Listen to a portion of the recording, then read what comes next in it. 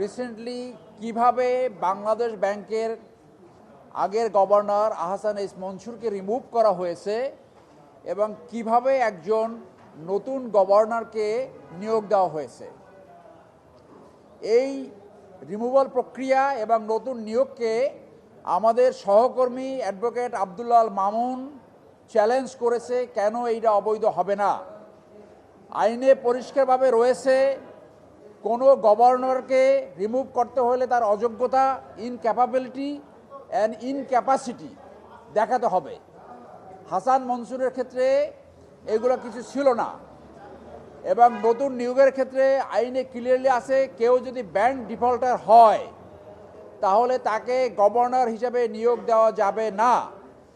তিনি যেহেতু loan defaulter ছিলেন, সেই জন্যই তার লোন রিশিডিউল করতে হয়েছে। সো নতুন নিয়োগকৃত যে গভর্নর, সে স্পষ্টভাবে একজন লোন ডিফল্টার ছিল।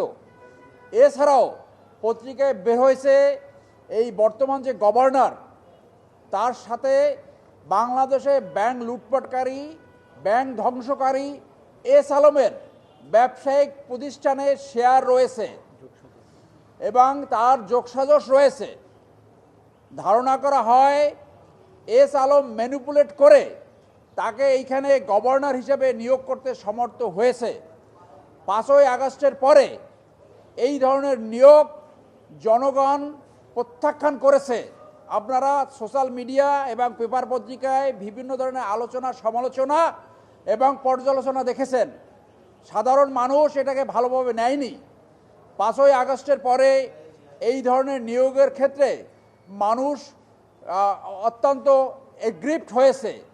সেই ক্ষেত্রে আমরা আশা করব কোর্টে এই মামলা শুনানির পরে আদেশ হবে এবং আদেশ শুনানির পরে এই রিমুভাল প্রক্রিয়া এবং এই নিয়োগ প্রক্রিয়া অবৈধ ঘোষণা করা হবে।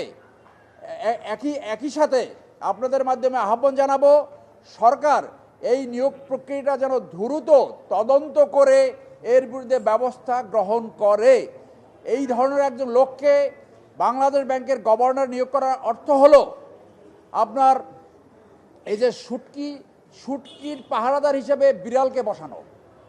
এই শুটকি বাজারের পাহারাদার বিড়াল হতে পারে না।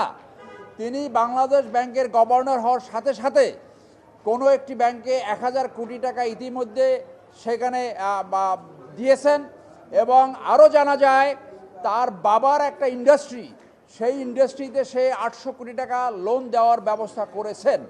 সেই জন্য আমি আবারও বলবো, সরকারের উচিত হবে দ্রুত কিভাবে তার মতো একটা লোক বাংলাদেশ ব্যাংকের গভর্নর হলো এবং এই কথাগুলো যদি সত্য হয়, সরকারের উচিত হবে ইমিডিয়েটলি তাকে এখান থেকে সরিয়ে যোগ্য, দক্ষ এবং অত্যন্ত অনেস্ট এবং জনগণের কাছে গ্রহণযোগ্য এই ধরনের একজন লোককে বাংলাদেশ ব্যাংকের গভর্নর হিসেবে নিয়োগ করা।